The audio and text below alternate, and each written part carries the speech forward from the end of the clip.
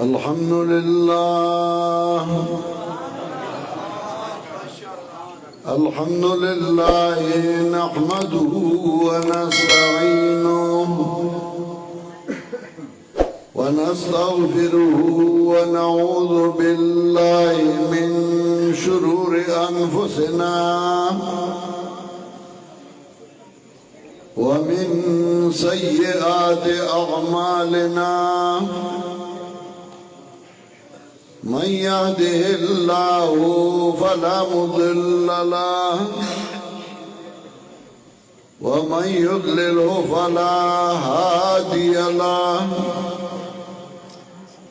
وأشهد أن لا إله إلا الله وحده لا شريك له وأشهد أن سيدنا ومولانا محمدًا عبده ورسوله صلى الله تعالى عليه وعلى آله وأصحابه وسلم أما بعد فأعوذ بالله من الشيطان الرجيم بسم الله الرحمن الرحيم ولقد أخذ الله ميثاق بني إسرائيل وبعثنا منهم 12 نقيبا وقال الله إني معكم لئن أقمتم الصلاة وآتيتم الزكاة وآمنتم برسلي وعزرتموهم وأقرضتم الله قرضا حسنا لأكفرن عنكم سيئاتكم ولأدخلنكم جنات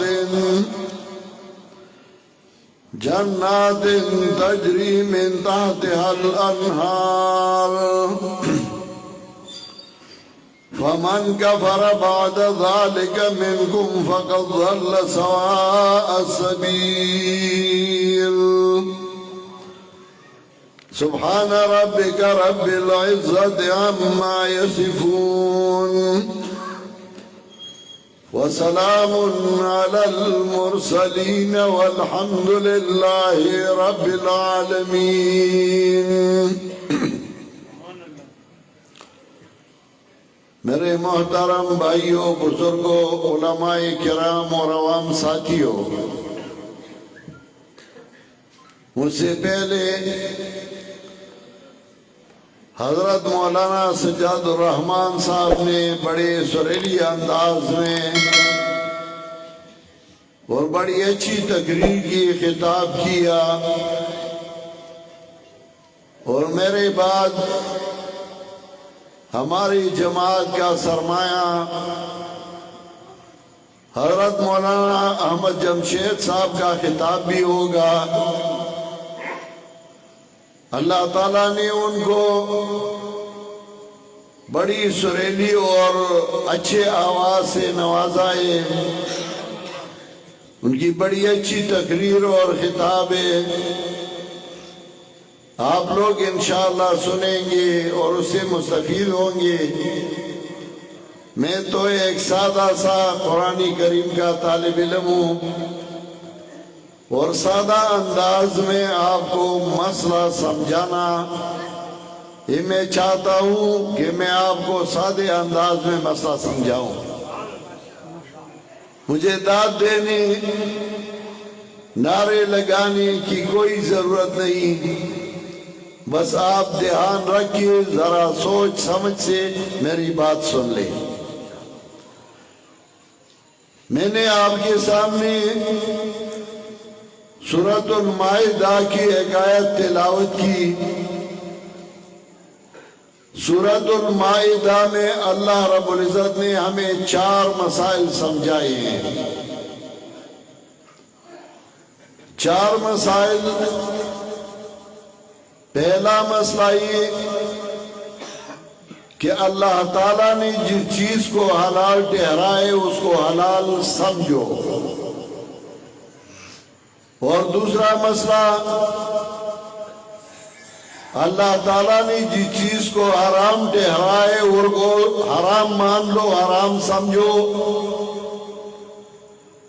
مخلوق نے اگر اس کو حلال سمجھائے تو حلال نہیں ہو سکتا. اور اللہ تعالیٰ نے جس چیز کو حلال ٹھہرائے تو اگر مخلوق اس کو حرام بناتے ہیں حرام نہیں بن سکتا. تیسرا مسئلہ یہ کہ اللہ تعالیٰ کے نام پہ نظر و نیاز، منت منوتی اور چڑھاوے دیتے رہو. جائز ہے اللہ کے علاوہ مخلوق کے نام پہ نظر نیاز، چڑھاوا، منوتی، منت منوتی، یہ ناجائز اور حرام ہے. یہ 4 مسائل. پہلا مسئلہ یہ کہ اللہ تعالیٰ نے جس چیز کو حلال ٹھہرائے وہ حلال ہے، اس کو کوئی حرام نہیں بنا سکتا. جیسا کہ ہمارے ملک میں بعض جگہوں بھی کسی درگاہ بھی، کسی قبر کے پاس، کسی درگاہ اور کسی پیر فقیر کے دربار میں کبوتر ہوتے ہیں تو لوگ کہتے ہیں یہ بابا کی کبوتر ہے، اس کو ہاتھ نہ لگا دو، اس کو نہ کھاؤ، اس کو نہ پکڑو. کبھی کبھار کسی چشمے میں مچھلی ہوتے ہیں تو کہتے ہیں یہ بابا کی مچھلی ہے، اس کو ہاتھ نہ لگاؤ. اور جس کسی نے اس کو ہاتھ لگایا اس کو نقصان پہنچے گا. یہ مسئلہ بالکل غلط ہے. اللہ تعالیٰ نے جس چیز کو حلال ٹھہرائے تو حلال ہے، کوئی اس کو حرام نہیں بنا سکتا. اور دوسرا مسئلہ، اللہ تعالیٰ نے جس چیز کو حرام ٹھہرائے وہ کوئی حلال نہیں بنا سکتا. اور اللہ تعالیٰ کے نام پہ نظر و نیاز، منت اور منوتی اور چڑھاوے دیتے رہو، اور غیر اللہ کے نام پہ نظر و نیاز اور منوتی، منت منوتی، یہ ناجائز اور حرام ہے. قرآن کریم میں کچھ چیزیں ایسی ہیں کہ اللہ تعالیٰ نے اس کے حرمت کا تذکرہ ایک جگہ کیا ہے، لوگ اس کو حرام مانتے ہیں، لیکن غیر اللہ کے نام پہ جب نظر و نیاز دیا جائے، چڑھاوا کیا جائے، 11ویں کا دودھ دیا جائے، قرآن کریم میں 7 دفعہ اس کو حرام ٹھہرا ہے. ایک جگہ نہیں، 2 جگہ نہیں، 3 جگہ نہیں، 7 جگہ اللہ تعالیٰ نے اس کو حرام ٹھہرا ہے. بلکہ یہاں تک اللہ کا حکم ہے فَاجْتَنِبُوا الرِّجْسَ مِنَ الْأَوْثَانِ وَاجْتَنِبُوا قَوْلَ الزُّورِ. ایک ہے نجس اور دوسرا ہے رجس. نجس اس گندگی کو کہا جاتا ہے جس سے بو نہیں نکلتی، اور رجس اس چیز کو کہا جاتا ہے جو گندا بھی ہو اور اس سے بو بھی نکلتا ہو. تو اللہ تعالیٰ نے نجس نہیں کہا، بلکہ اللہ تعالیٰ نے فرمایا فَاجْتَنِبُوا الرِّجْسَ مِنَ الْأَوْثَانِ، اس گندگی سے جس سے بو بھی نکلتی ہے. اور جو درگاہوں کے نام پہ نظر نیاز اور منت منوتی چڑھاوی دی جائے وہ حرام ہے، اسے آپ نے آپ کو بچاؤ. خطیب بغدادی ایک بہت بڑے عالم گزرے ہیں، ان کی کتاب الکفایہ فی علم الروایہ صفحہ 185 میں انہوں نے ایک روایت نقل کی ہے عن طارق بن شہاب عن سلمان حضرت سلمان رضی اللہ تعالیٰ عنہ سے روایت ہے مر رجلان علی قوم لهم صنم، دو بندی ایک قوم پر گزری جنہوں نے درگاہ بنایا تھا، فقالوا لأحدهما قرب، ان میں سے ایک بندی کو کہا کہ نظر ڈالو، منت منوتی ڈالو، تب آپ اس راستے سے گزریں گے۔ جیسا کہ ہمارے علاقے میں اکثر ادھر ہوتی ہے، اب تو ہمارے علاقے میں کیپی میں تو اللہ تعالیٰ نے ختم کیے، ادھر جب راستے سے گزرتے ہیں تو کبھی کبھار ایک قبر ایک درگاہ ہوتی ہے، اس کے ساتھ ایک منجاور بیٹھتا ہے، اور منجاور لوگوں کو کہتے ہیں کہ نظر ڈالو، ہمیں کچھ ذمہ دار اور ہر چیز کا ذمہ دار ہے۔ انہوں نے بھی ایسی ایک درگاہ بنائی تھی، تو ایک بندی کو کہا قرب، یہاں نظر ڈالو، منت ڈالو، منوتی ڈالو، تو اس بندی نے کہا فقالوا لأحدهما قرب قال ليس عندي شيء، اس بندی نے کہا میرے پاس کوئی چیز نہیں۔ مجاور نے کہا قرب ولو ذبابا، منت منوتی ڈالو اگر کہ ایک مکھی ہو۔ اس نے مکھی پکڑی اور ڈالا کہ یہ بابا کے نام پہ، یہ درگاہ کے نام پہ نظر ہے۔ جب وہ مر گیا تو اللہ تعالیٰ نے اس کو جہنم بھیجا۔ دوسرے کو کہا کہ منت منوتی ڈالو، اس نے کہا قالا لیس عندی شیء، میرے پاس کوئی چیز نہیں۔ مجاور کہنے لگا قرب ولو ذبابا، منت منوتی ڈالو، نظر ڈالو اگر کہ ایک مکھی ہو۔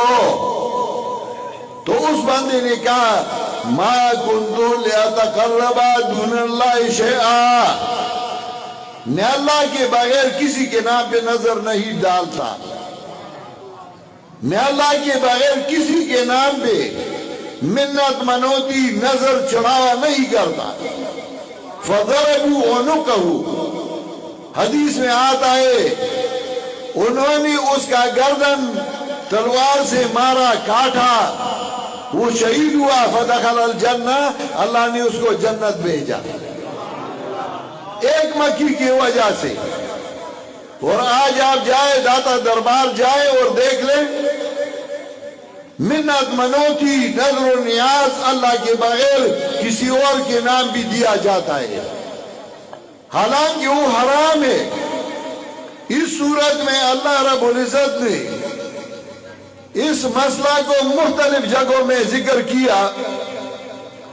سب سے پہلے اللہ نے جب اس مسئلے کا تذکرہ کیا تو اللہ نے فرمایا حرمت علیکم المیتۃ والدم ولحم الخنزیر وما اہل لغیر اللہ بہ، آپ کے اوپر حرام کیا گیا ہے مردار، مردار کھانا حرام ہے، اسی طرح خون کھانا حرام ہے، ولحم الخنزیر، اور خنزیر کا گوشت حرام ہے۔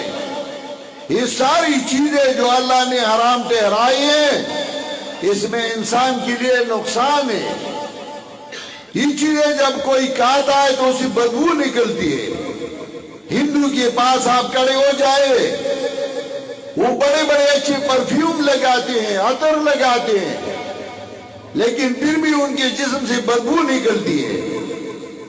خنزیر کا گوشت اللہ نے حرام کر دیا، کیوں؟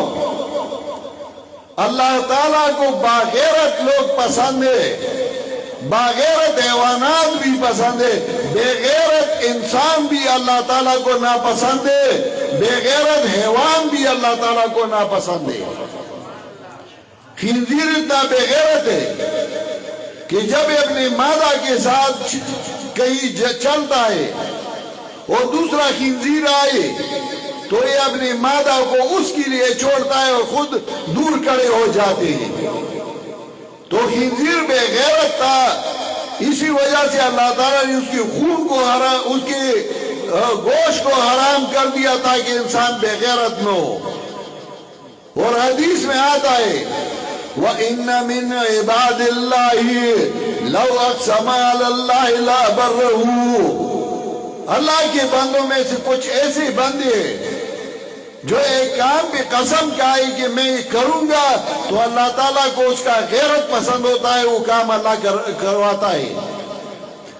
اللہ تعالیٰ ایک حدیث میں آتا ہے، نبی علیہ السلام نے فرمایا انا اغیر منک، میں تم سے زیادہ باغیرت ہوں، واللہ اغیر منی، اور اللہ تعالیٰ مجھ سے بھی زیادہ باغیرت ہے۔ اللہ تعالیٰ زیادہ غیرتی ہے، وہ اپنے ساتھ شریک نہیں مانتا، کسی صفت میں اللہ کا کوئی شریک نہیں ہے۔ تو خنزیر کا گوشت اللہ نے حرام کر دیا۔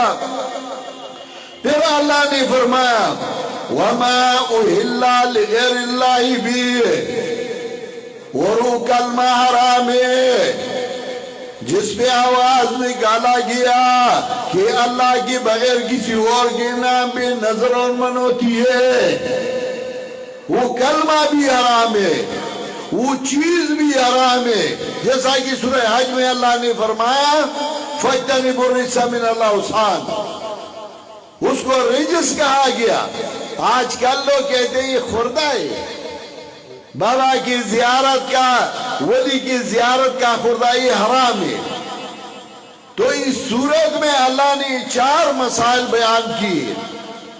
میں نے جس آیت کی تلاوت کی تھی اس میں اللہ تعالیٰ اور انسانوں کا معاہدہ ہے۔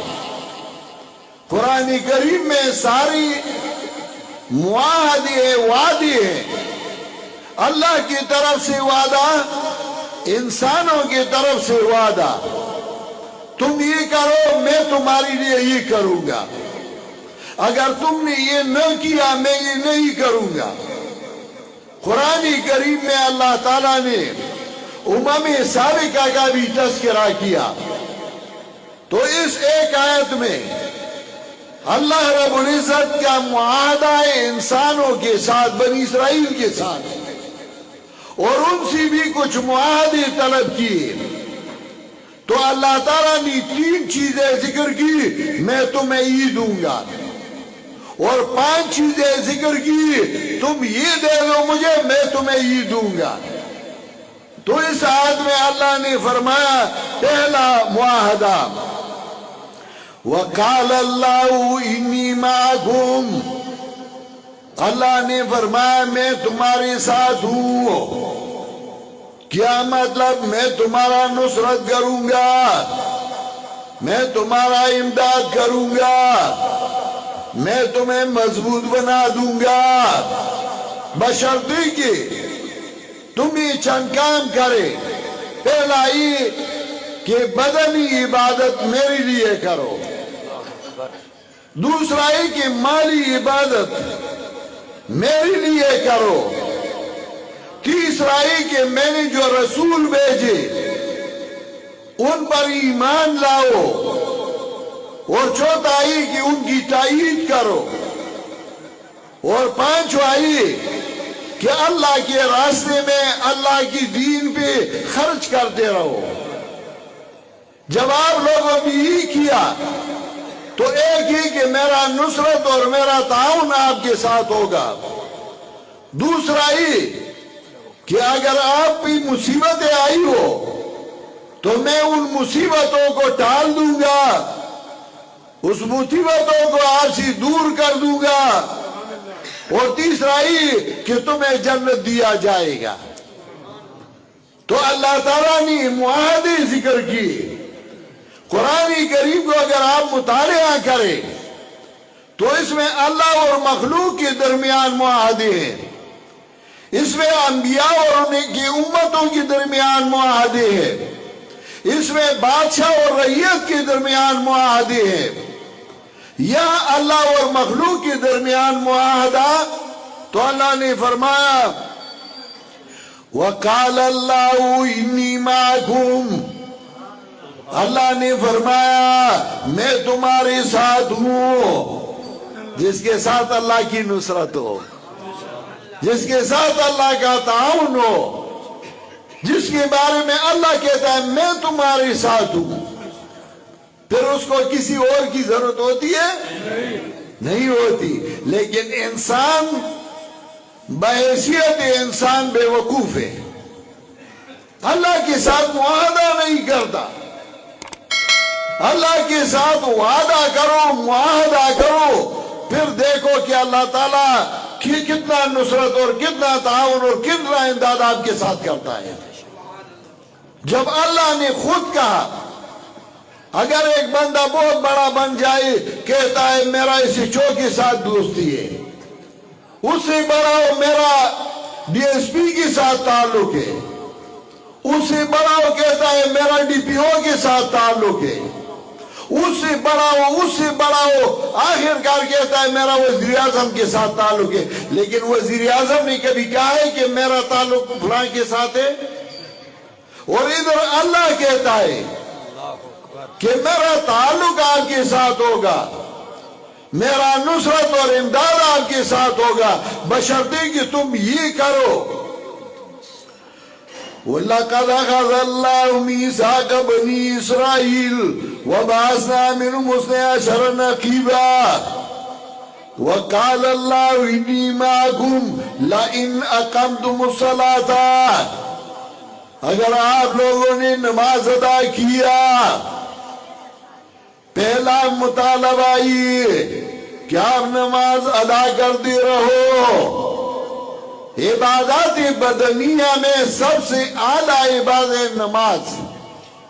حضرت عمر رضی اللہ تعالیٰ عنہ نے گورنر کو خط لکھا تھا، اس میں لکھا تھا کہ دیکھو یہ نماز پڑھتے ہیں کہ نہیں، وَإِن زَيَّئُوهَا فَإِنَّهُمْ لِمَا سِوَاهَا أَضْيَعُ، اگر یہ نماز نہیں پڑھتی، اس کو ضائع کیا تو پھر یہ دوسرے احکام کو بھی ضائع کرتے رہیں گے.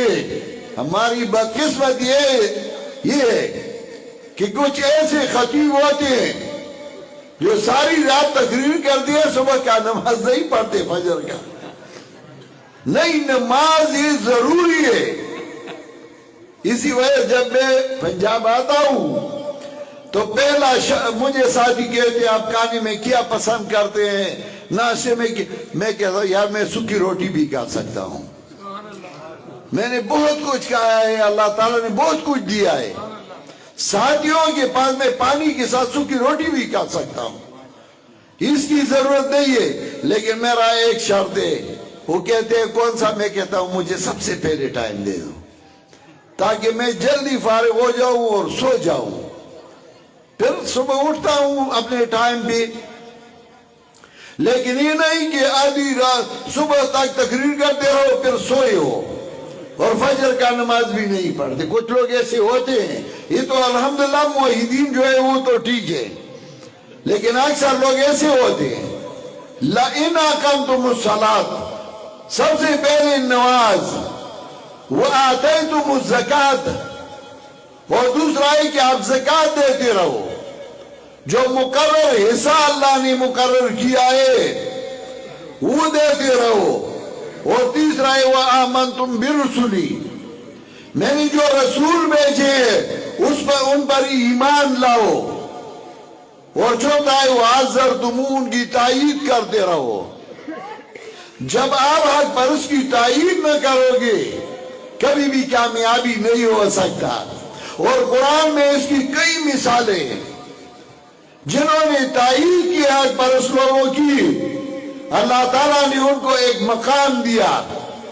صاحب یاسین کو دیکھو، حق پرست لوگوں کی تائید کی، ہزاروں سال گزر گئے لیکن آج بھی اس کا نام زندہ ہے. رجل مومن کو دیکھو سورہ مومن میں، ہزاروں سال گزر گئے لیکن اس نے حضرت موسیٰ علیہ السلام کی تائید کی تھی، اس کا نام زندہ ہے. انسان تو درکنار. وہ اصحاب کہف کا کتا دیکھو، کہ اس نے اصحاب کہف کے ساتھ کی تائید کی، اس کے ساتھ چلے گئے، تو اس کا ذکر بھی قرآن میں موجود ہے وَكَلْبُهُمْ بَاسِطٌ ذِرَاعِهِ بِالْوَسِيدِ۔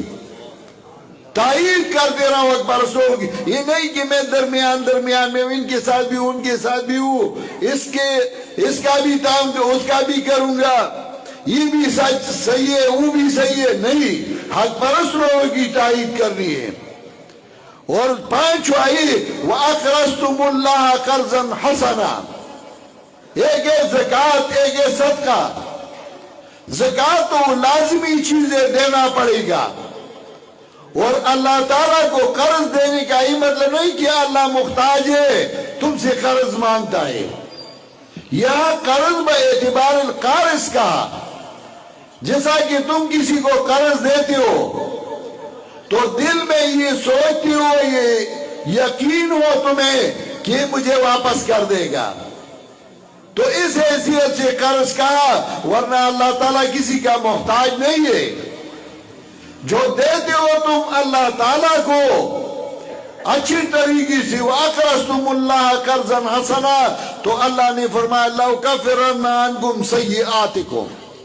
سیئات یہاں ہے بمعنی مصائب اور تکالیف۔ تو مطلب یہ کہ اگر آپ لوگوں نے نماز ادا کی، زکوٰۃ دیا، انبیاء علیہ السلام بھی ایمان لایا، ان کی تائید کی، اللہ کی دین میں خرچ کیا، تو تمہارے مصائب اور تکالیف دور ہو جائیں گے۔ سیئات میں معنی مصائب اور تکالیف، وَبَلَوْنَاهُمْ بِالْحَسَنَاتِ وَالسَّيِّئَاتِ لَعَلَّهُمْ يَرْجِعُونَ۔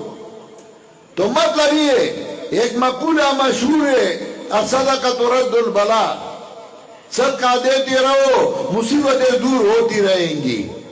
اس کا مطلب یہ کہ اللہ تعالیٰ تمہاری مصیبتوں کو ٹال دے گا۔